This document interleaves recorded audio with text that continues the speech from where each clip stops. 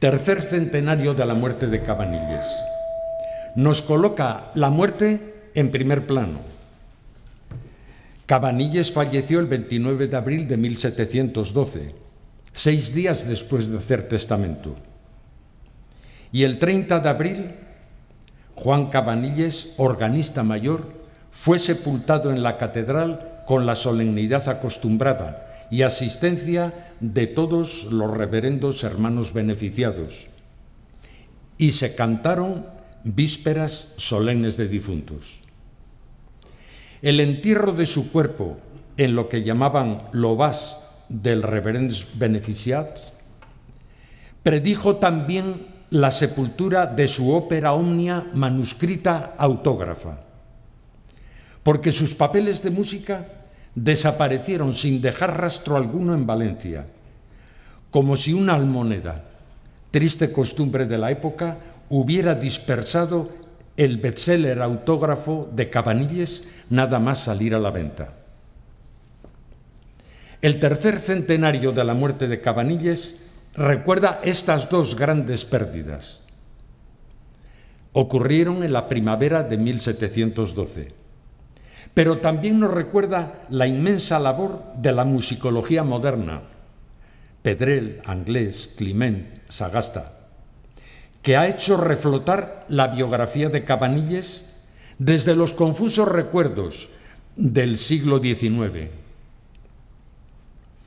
Y también su obra, recogida en 20 manuscritos, en origen de uso personal.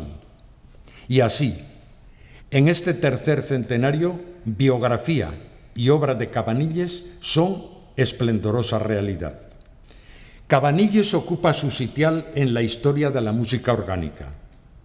El nombre de Juan Cabanilles es hoy cálido recuerdo, monumento en Algemesí, una plaza en la calle donde nació, en la calle Fusters, lauda sepulcral en la SEO de Valencia, estudios y tesis en varias lenguas, su nombre en instituciones, calles y plazas, numerosos actos, conciertos, grabaciones, un órgano monumental. Muerte en este tercer centenario significa gloria. Las fuentes biográficas han revelado escuetos trazos de Cabanilles, pero vigorosos, como si fueran pinceladas de Sorolla. Presentaré únicamente el marco histórico de sus 68 años de vida y 47 de organista. Joan Baptiste Josep, el más pequeño de los 3 hijos de Bertomeu Cabanilles y Catarina Barberá, fue bautizado en Algemesí el 6 de septiembre de 1644. La familia Cabanilles, cuando Juan tenía 2 años, se trasladó a Manises hacia 1646 y unos años después, 1662, a Valencia, aunque conservaron propiedades en Algemesí. Juan nació en el 4º año de las guerras de Cataluña y Portugal. Cumplió los 4 años cuando se firmó el Tratado de Westfalia, cuando se independizaron los Países Bajos del Norte, la actual Holanda, y tenía 8 cuando terminaba la Guerra de Cataluña y 15 al firmarse el Tratado de los Pirineos, cuando se perdió el Rosellón. Falleció en 1712 y también en clima de guerra. Al año de la recuperación de Valencia por Felipe V, un año antes del Tratado de Utrecht y 2 años antes de terminar la Guerra de Sucesión, cuando ya habíamos perdido Menorca, Gibraltar y Nápoles. La vida de Juan Bautista Cabanilles, por tanto, transcurrió entre 2 guerras. Durante la decadencia general española, desgaste humano, económico, militar e inestabilidad política del azaroso reinado de Carlos II y pestes. Heridas que influyeron en la organería, paralizándola. Y mientras, el protagonismo europeo de Francia crecía con Luis XIV. La ingente obra orgánica de Juan Cabanilles quedó recogida en 20 manuscritos. 9 se compilaron en su vida, 2 inmediatamente después de su muerte, y estos 11 contienen la casi totalidad de las obras de Cabanilles. Otros 9 aparecieron a lo largo del siglo XVIII e incluso alguno a principios del siglo XIX. Os expondré ahora un cuadro con la obra de Cabanilles. Sigo los criterios de clasificación y catalogación con que Miguel Bernal organiza las 197 obras y 940 versos de la obra orgánica de Cabanilles y deja en grupo aparte 5 obras erróneamente atribuidas y la obra vocal. Nada más verlo, no hay comentario, porque la magna obra de Cabanilles, su variedad y calidad no caben en cifras. Os remito a los investigadores y especialistas. Ellos os informarán de sus características compositivas y de muchas cosas más. En este trabajo intentaré ir respondiendo a cuestiones de organería.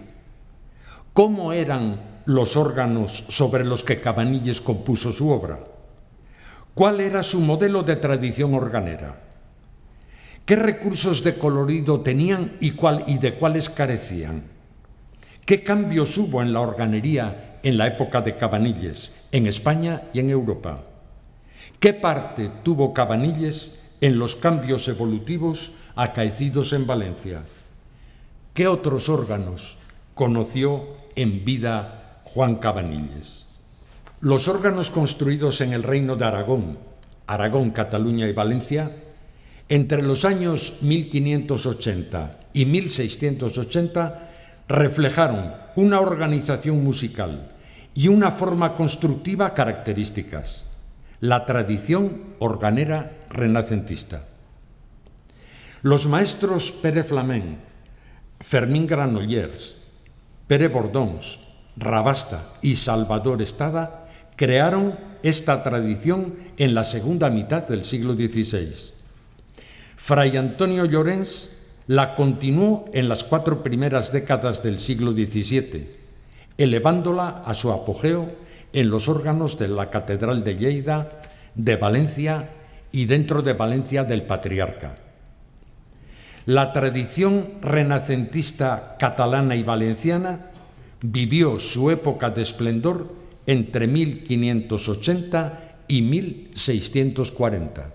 Los órganos más significativos eran de 2 teclados, órgano mayor y cadireta, y registros enteros. El órgano mayor solía incorporar flautado de 24 palmos abierto o tapado, sobre el que se elevaban entre 15 y 19 registros. Estos registros enteros se asentaban en 2 y 3 secretos unidos por conductos, conectados al teclado principal.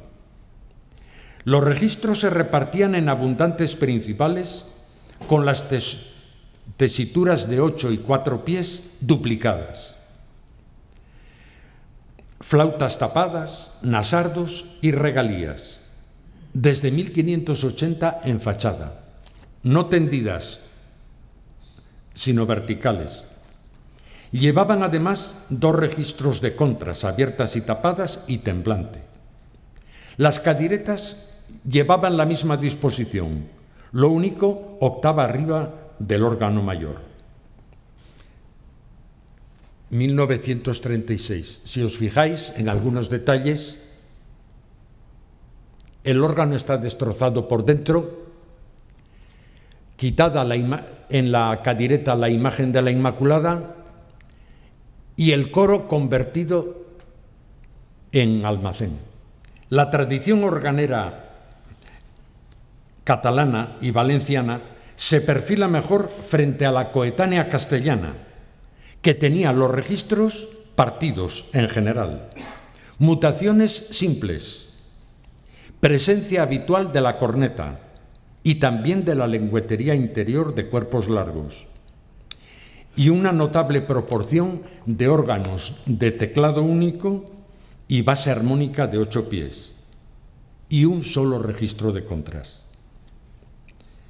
La tradición organera valenciana renacentista, como ya se ha dicho, tuvo su época de oro entre los años 1580 y 1640, año de la muerte de Fray Antonio Llorens y comienzo de las guerras de Cataluña y Portugal. La guerra paralizó totalmente la organería durante 12 años. Desde su final, en 1652, y hasta la década de 1680, se reanudó la construcción de órganos. La tradición renacentista continuó sin cambios y también sin influencias foráneas. Pero, sin embargo, esta época se caracteriza por las escasas construcciones, que sugieren una decadencia, un agotamiento de la tradición renacentista. Juan Cabanilles nació, se formó y tañó durante este periodo de la tradición organera renacentista. La organería valenciana comenzó a revitalizarse en la década de 1680, pero ahora con otro signo, porque los organeros valencianos se orientaron hacia lo que entonces se practicaba en los reinos de Castilla. Y así, la década de 1680 marca una divisoria: progresivo abandono de la tradición renacentista y gradual presencia de la nueva estética barroca. Este cambio acaeció justo a la muerte de Pablo Bruna, 1679, y en plena organistía de Juan Cabanilles, señalando un nuevo camino de la organería valenciana. Fray Antonio Llorens, sus dos compañeros organeros franciscanos y sus oficiales repararon y rehicieron en 1632 y 33 los dos órganos del Aseo de Valencia. Estaban asentados en las magníficas cajas renacentistas que habéis visto, trazadas por Fernando Yáñez de la Almedina y talladas por Luis Muñoz, y colocadas en la sillería coral desde 1510-1513. Son los órganos que tañeron Juan Sebastián, Andrés Peris, Jerónimo de la Torre y Juan Cabanilles. En el lado del Evangelio estaba el orgue gran, como lo llaman algunos documentos, u órgano grande, según una tabla de registración anónima fechada en 1627. Los datos documentales que nos da esta tabla sobre el órgano de Cabanilles se pueden resumir en los siguientes: 2 teclados manuales, órgano mayor y cadireta. Etiquetas y tiradores de los registros, en total 32, pero con sus números, pero registros efectivos 29. En el órgano mayor, 11 registros de principales, 6 de flautas y nasardos, 2 regalías y contras mayores. En la cadireta, también de registros enteros, 4 de principales y 5 de flautas. La extensión de los teclados manuales no se especifica, pero en esa época era de 45 en el órgano mayor y 42 en las cadiretas. El léxico que podéis leer, el léxico es muy genérico y muy oscuro. Generalmente no especifica los nombres como estamos acostumbrados a escuchar, y las tesituras casi nunca las dice. Por ejemplo, a 8 registros, sin más, les llama lleno, 8. Con un detalle, que hay 3 con mayúscula y esos 3 con mayúscula son los verdaderos registros compuestos de lleno: alemana, címbala o cimbalet, tolosana. Y los demás son mutaciones, pero mutaciones no simples, sino mutaciones siempre, en esa época, siempre en compuestas. O sea que la docena no estaba sola, docena, quincena y a lo mejor decinovena. O sea que las mutaciones, la decinovena lo mismo que la docena, al no ser simples, podían tener de 2 a 3 hileras. Indescifrable así de momento.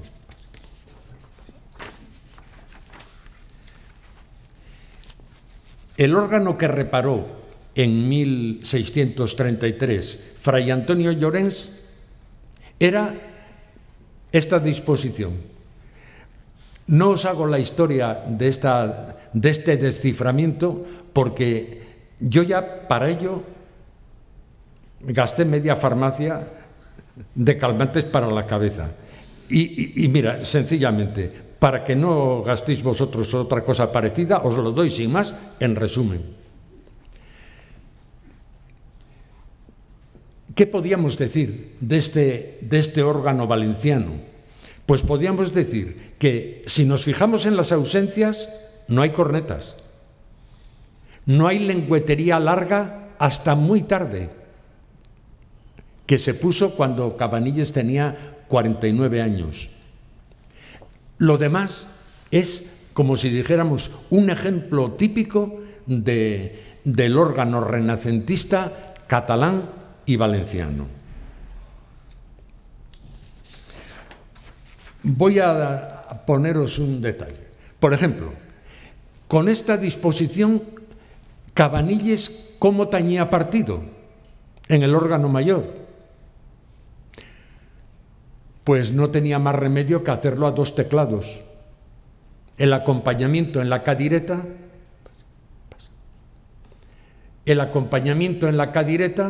con flautados, y la voz principal en el órgano mayor. No tuvo corneta. Por lo tanto, ¿cómo hacía las combinaciones para la glosa o voz principal? Pues a base de combinar y formar combinaciones o de lleno, de otros llenos o de nasardos. Como veis, Juan Cabanilles, en los mismos órganos en que tañó, se vio enormemente limitado por sus limitaciones, por lo que les faltaba respecto a lo que se practicaba entonces en los reinos de Castilla.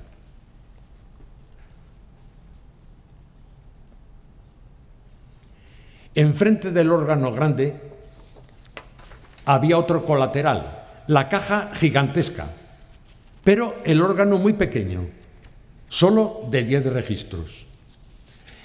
Esta tabla de la que os presento este fragmento es una tabla cifrada. Cifrada quiere decir que los números representan registros. Por ejemplo, 1, 2, 4, 9 y 10 es el lleno mayor. A cada número le corresponde el nombre de un registro. Y, como decían entonces, para ahorrar texto y para ahorrar tinta y papel, que relativamente era carísimo en aquellos tiempos, por eso hacían estas tablas cifradas. Los nombres, órgano lleno, pero hay un lleno mayor, pero es que hay otra gran variedad dentro del sabor del lleno, y lo llaman con un nombre sin ninguna pretensión: otros llenos, más, menos nutridos. Flautados se caracterizan por las consonancias de octava. Son flautados abiertos y también flautas tapadas, pero todos en consonancia de octava. Nasardos, cuando entra algún nasardo. Y así os doy una pista. ¿Cómo denominaban a estas combinaciones de registros? Por el componente más característico que entraba en cada una de ellas.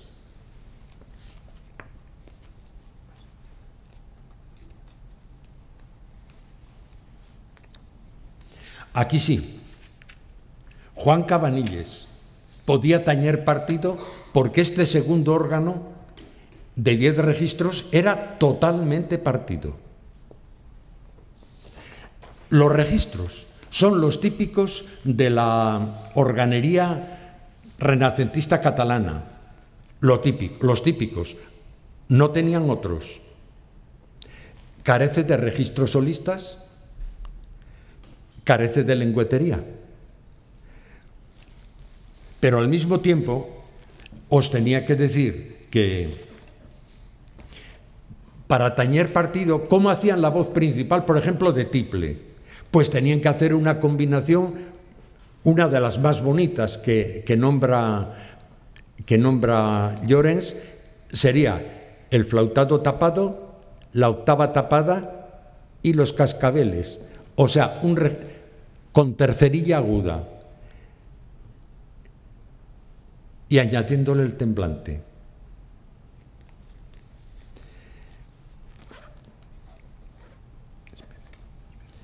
En 1703 recordó el Cabildo de Valencia una práctica musical del aseo, referente al órgano segundo, al más pequeño. Y decía: en muchas funciones del coro, como son el Te Deum y otras extraordinarias, es de mucho lucimiento y aumento del culto divino tocar a 2 órganos. Precioso detalle musical de la época y de la organistía de Juan Cabanilles. Ahora, el hecho documentado de esta costumbre es independiente de que se haya conservado o no música expresamente escrita para 2 órganos.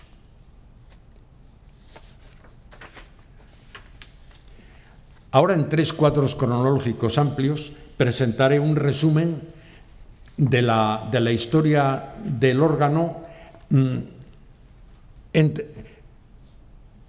en su cambio de renacentista a barroco.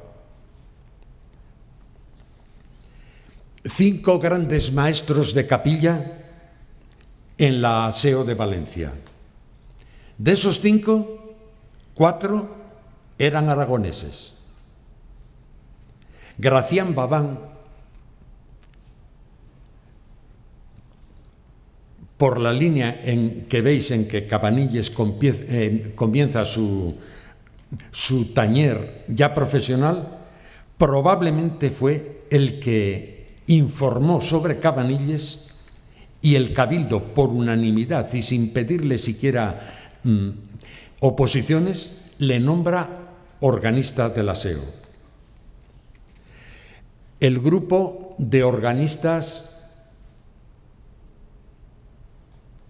aragoneses de la escuela de órgano del siglo XVII. Los organistas valencianos, antecesores de Cabanilles,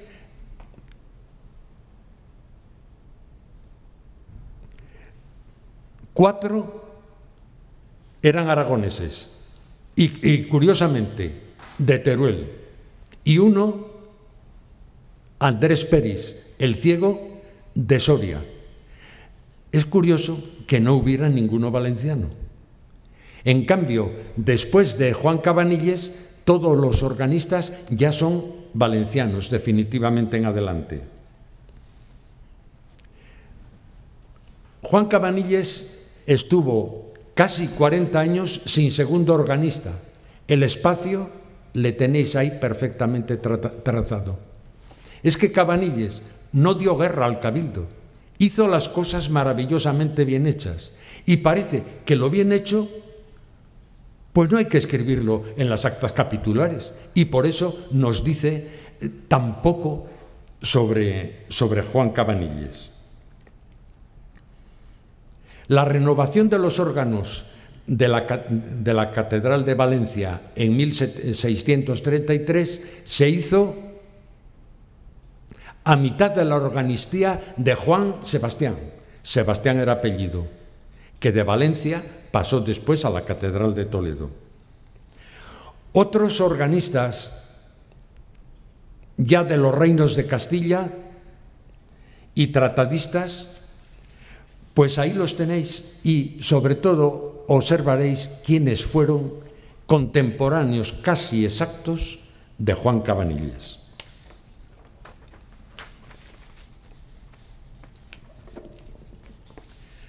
La tradición organera, renacentista y barroca está puesta en dos grupos.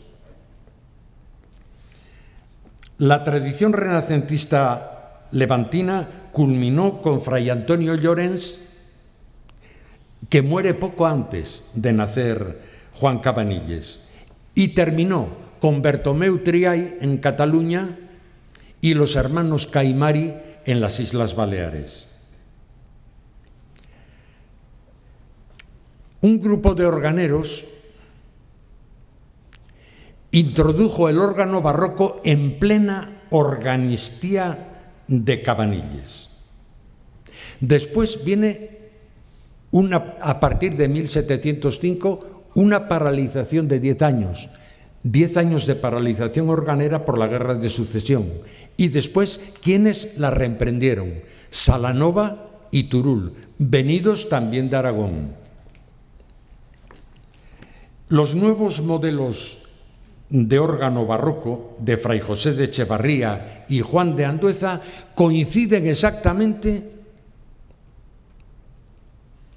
1675, cuando Juan Cabanilles cuida de los infantillos en un vacío que hubo de maestros de capilla.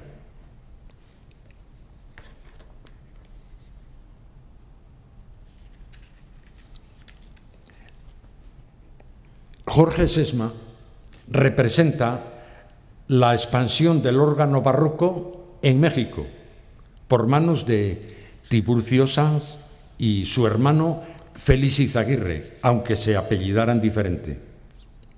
La siguiente generación organeros, a partir de la figura del fundador Fray José de Echevarría, a partir de su muerte, expande el modelo barroco por los reinos de Castilla a partir del fallecimiento en Palencia de Fray José de Echevarría en 1691.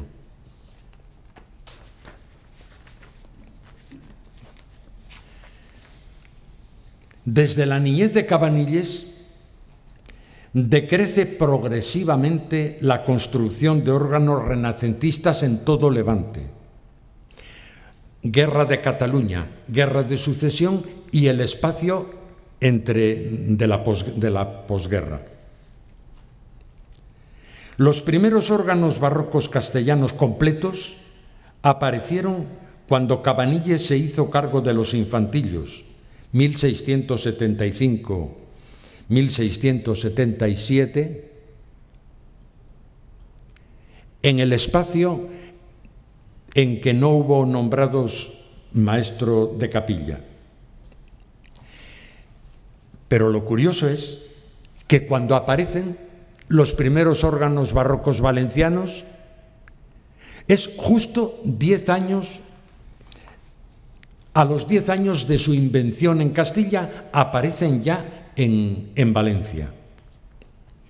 La pronta asimilación del modelo barroco castellano a los 10 años de su invención, se desarrolló en Valencia en dos tiempos. En vida de Cabanilles, con los organeros Blasco, Bergero, era belga, pero no sabemos cómo se podía pronunciar aquello, porque lo escriben de diferentes formas, y Artigues. Una paralización durante la Guerra de Sucesión.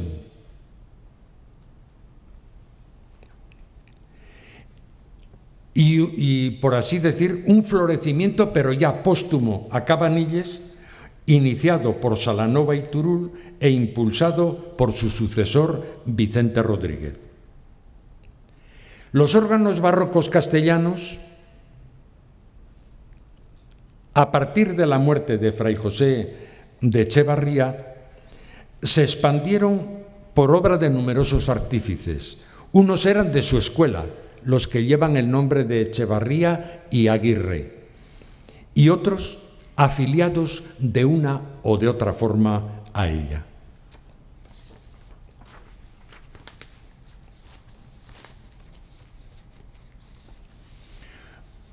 Una serie de ejemplos de órganos renacentistas levantinos.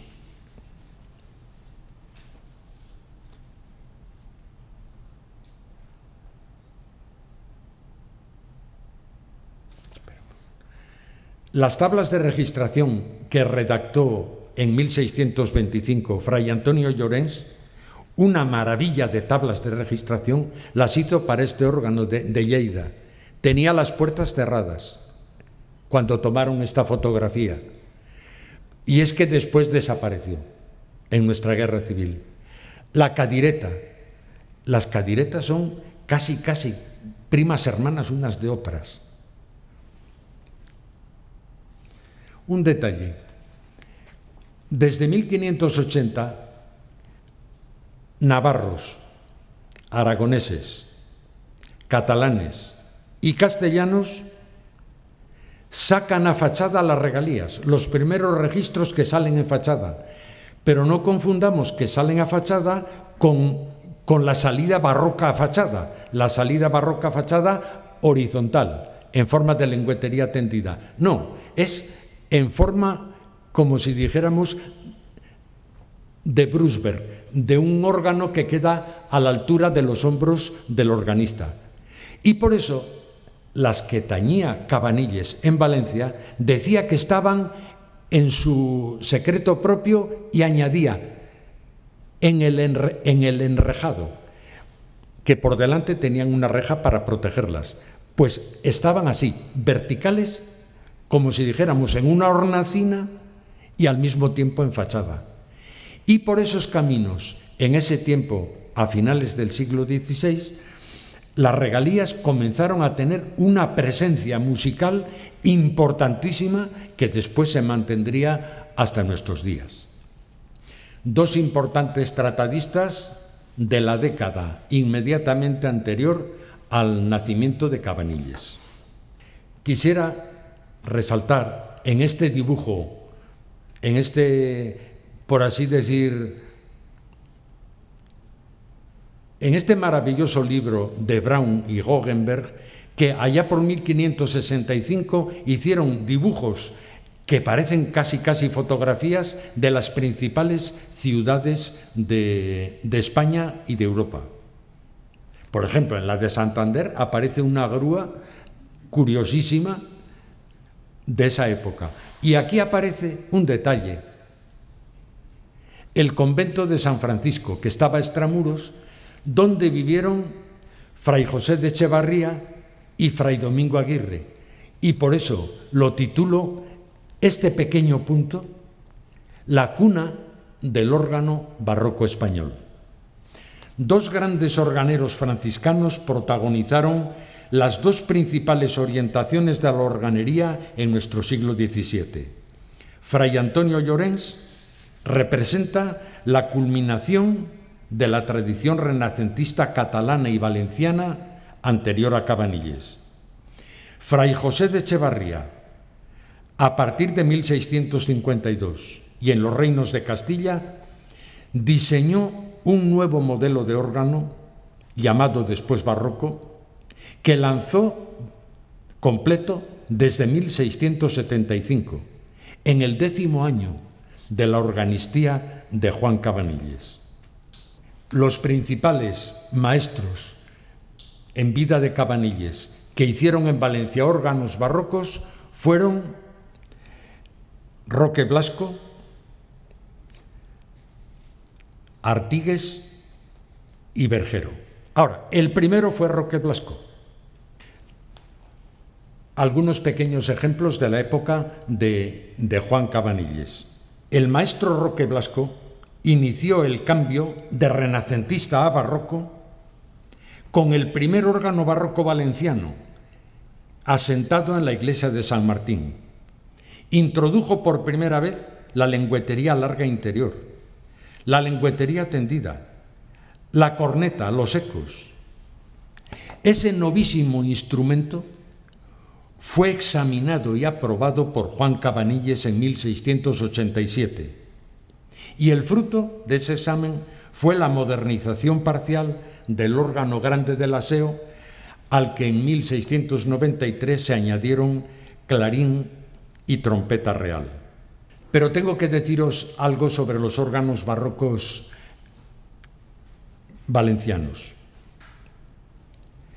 Las novedades del órgano barroco que Fray José de Echevarría había madurado desde 1675 entraron en Valencia una década justa después, pero cuajaron de un modo peculiar. Los primeros órganos barrocos valencianos, de Blasco, Bergero y Artigues, no fueron una simple copia de los castellanos. Se introdujeron registros que no había en la tradición catalana, pero, por ejemplo, no se introdujo la partición total dentro de los instrumentos.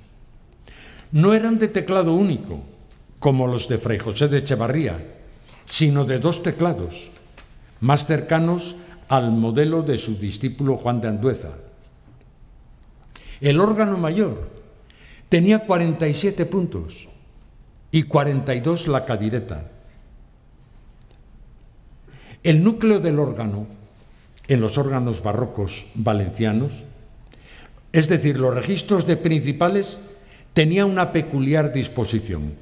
Continuó siendo de registros enteros, como en la larga tradición levantina anterior. Los nuevos registros, en cambio, eran medios y partidos. Es como si hubiera una clarísima distinción entre ambos grupos de componentes y nos recuerda un antiguo concepto del órgano, que el órgano, es el lleno y lo demás son adiciones al núcleo original. En el órgano mayor se advierten varias peculiaridades que también aparecen en las cadiretas, aunque octava arriba. Los registros simples de principales en consonancia de octava terminan con la octava, no con la quincena, con la octava. Las mutaciones, docenas, nunca son simples, sino que se agrupan formando compuestas de 2 y 3 hileras. Los registros compuestos más agudos, con nombre propio, alemana, tolosana, sin ballet o sin él, además de ser abundantes, suelen llevar la imperfectilla, la tercerilla aguda en su composición.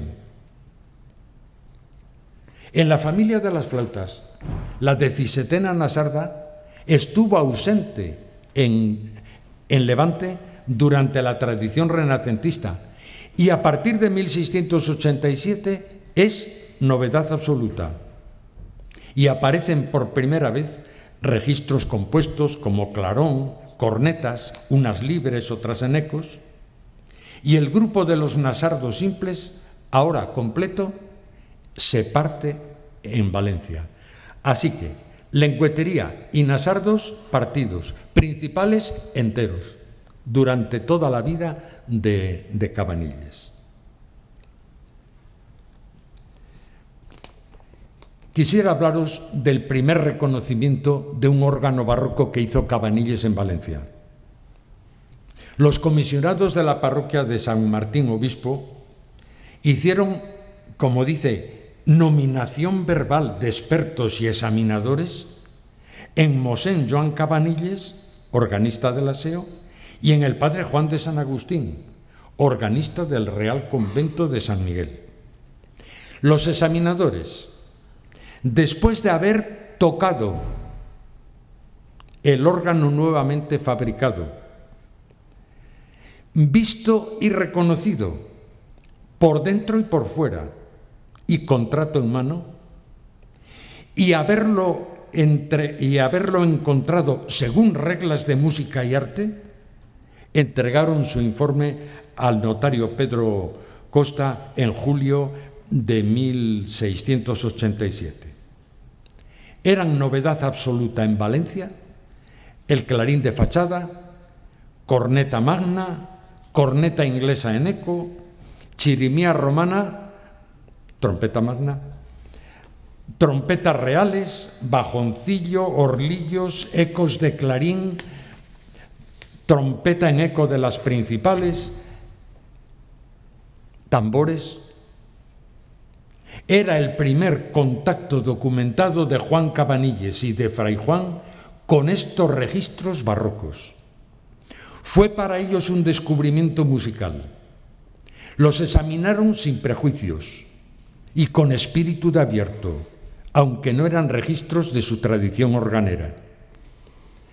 En primer lugar, los declararon fabricados y hechos según arte y reglas de música, pero sobre todo consignaron su impresión personal cuando dijeron ser molt estranis, dificultosos y de gran grandeza.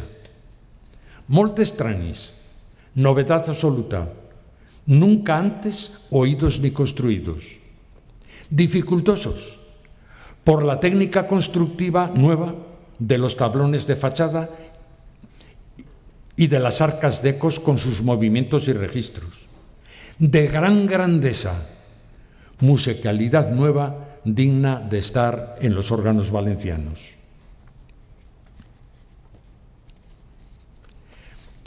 Con otras palabras, Juan Cabanilles asistió al cambio histórico de la organería valenciana en su paso de renacentista a barroca. Pero no solo asistió, es que estuvo presente desde el primer momento.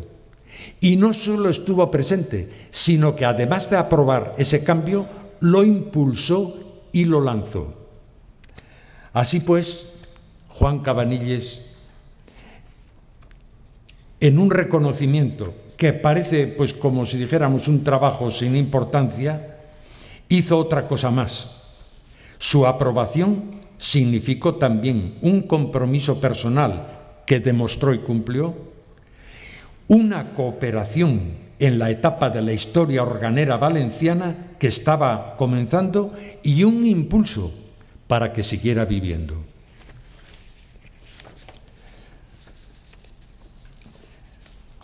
Durante la época de Juan Cabanilles, como ya hemos visto en cuadros anteriores, apareció en España, y lo digo en resumen, el órgano barroco. Pero también sucedieron otras muchas cosas en la historia del órgano en Europa, que expondré en cuadros cronológicos e imágenes. En Italia, por ejemplo, se comenzó a ampliar el esquema tradicional. En Francia nació el órgano clásico y en vida de Cabanilles se publicaron 11 libros de órgano y apareció también la registración clásica. En Alemania del Norte y en Holanda aparece también en época de Cabanilles la estructura del Werkprinzip, es decir, que tantos teclados tiene un órgano, pues cada uno de esos teclados es un órgano completo, incluso los pedales, con todas las familias de registros. Y también es la época de los organistas alemanes antecesores de Juan Sebastián Bach. En Inglaterra hubo una resurrección, un auténtico renacimiento del órgano. En Alemania, casi no tengo que decir más que lo que he dicho en resumen, porque lo tenéis a la vista. De las figuras principales de la organería, de la música no trato, por eso os los dejo para vuestra consideración. Hay que destacar dos nombres. Arp Schnitger y su hijo Franz Caspar en el norte. Casparini y Mund en el centro. Órganos de Mund los tañó Juan Sebastián Bach. Y Concius y Silbermann en el centro oeste, en la zona ya propiamente de Juan Sebastián Bach. Los órganos renacentistas alemanes del centro, del sur y del este, es curioso, se caracterizan por una fachada plana y, naturalmente, dos teclados, con su pedal. Sean grandes, sean pequeños. Pero ya los barrocos, los propiamente barrocos, o sea, de Schnitger, de su maestro y de sus sucesores, tienen otra contextura incluso en la fachada, que la fachada se hace como en relieve y en diferentes planos, aparte del relieve y diferentes planos que tiene cada uno de los teclados y secretos, que, como os decía, cada teclado es un órgano completo, cada uno en su tesitura correspondiente, pero un órgano completo.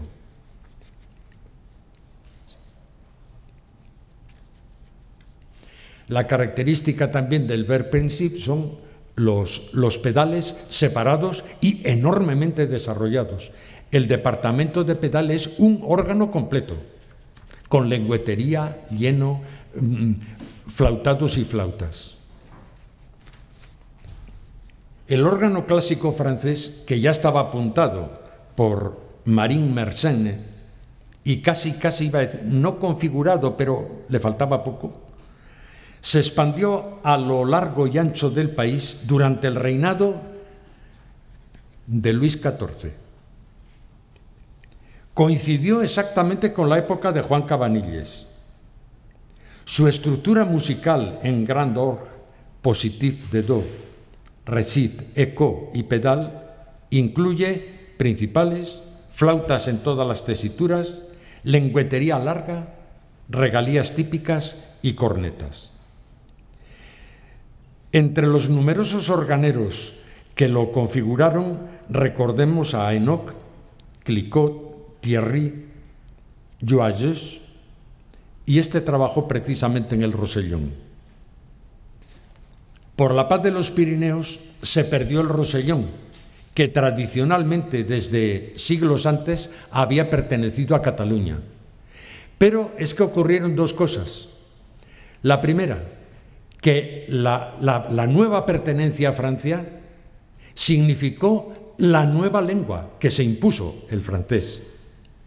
Pero también con la nueva lengua, las nuevas ideas de organería. Lo que se practicaba en París es lo que se hizo en el Rosellón, por poneros un ejemplo. Y entonces, en la época de Cabanilles, se perdió la antigua influencia estética catalana en los órganos del Rosellón, que desde entonces aparecen, por así decir, nacionalizados como franceses clásicos. En Inglaterra, los órganos ingleses hasta la década de 1640 se limitaban a un solo teclado y muy pocos registros.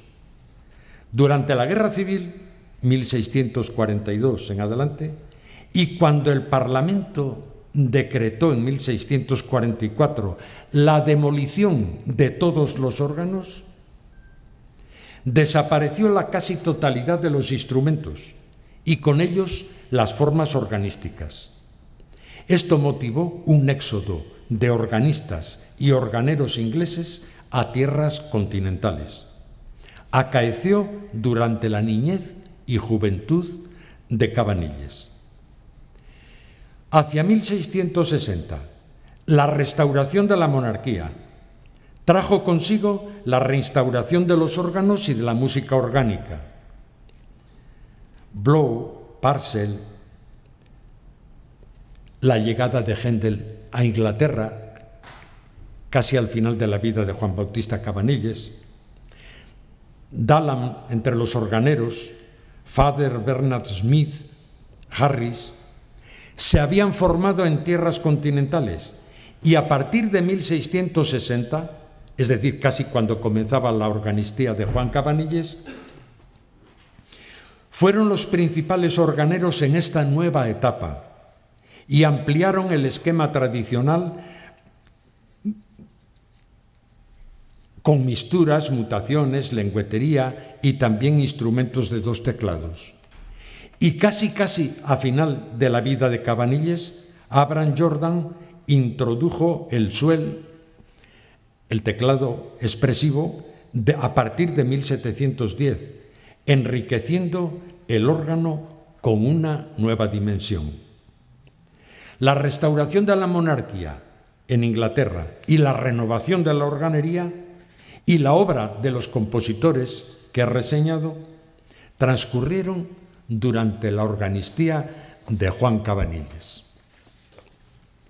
Desde mediados del siglo XVII, tras la muerte de Frescobaldi, y coincidiendo también con la vida y organistía de Cabanilles, el ascetismo y sobriedad de los órganos clásicos italianos se resumían en el ripieno y alguna flauta, comenzó a enriquecerse con nuevos elementos, tímidamente y poco a poco.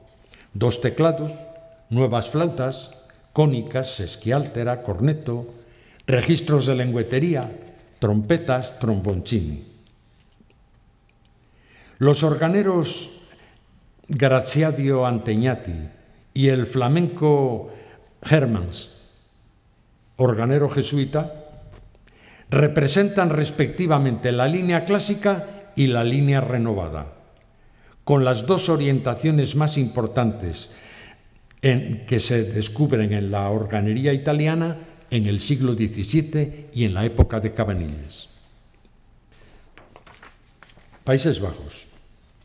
Antes de terminar la guerra de los 80 años con España, en algunos periodos serenos renació la organería en las Provincias Unidas, actual Holanda. Se construyeron algunos grandes e importantes órganos, por ejemplo, los famosos de Alkmaar y Hertogenbosch. Con la paz de Westfalia, 1648, y la independencia de las Provincias Unidas, se reanudó definitivamente la construcción de órganos en Holanda y comenzó una época de esplendor. Pero esto no significó que el órgano fuera admitido sin más en la liturgia calvinista. Es que para esto hubo que aguardar casi medio siglo. En la actual Bélgica destacó Forsville con instrumentos franco-flamencos y flamenco-alemanes. Y en la actual Holanda, Galtus van Hagerberg